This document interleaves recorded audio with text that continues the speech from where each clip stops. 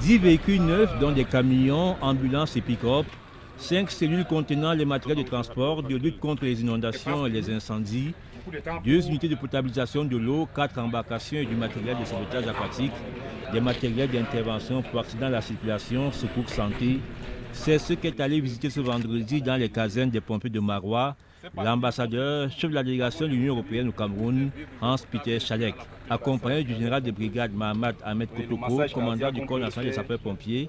Le diplomate européen a tenu à voir des visus et à apprécier l'une des manifestations concrètes de la coopération Cameroun-Union européenne sur le terrain de la sécurité. Il y a des prestations très réelles qui ont été fournies à travers ce projet, dont la livraison, la mise à disposition du matériel essentiel pour le corps des sapeurs-pompiers. Donc nous sommes fiers de contribuer à cela.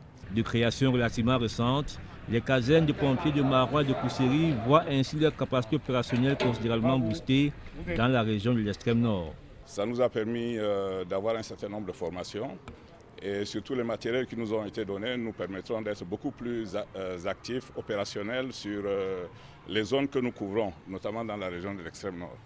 Donc je profite de votre micro pour remercier sincèrement l'Union européenne. Ces réalisations rentrent dans le cadre du projet de renforcement des capacités des sapeurs-pompiers et de la police frontière dans la région de l'extrême nord.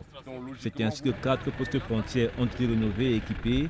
Une unité fluviale et une unité cynophile ont été mises sur pied pour un coût global de 2,5 milliards de francs CFA.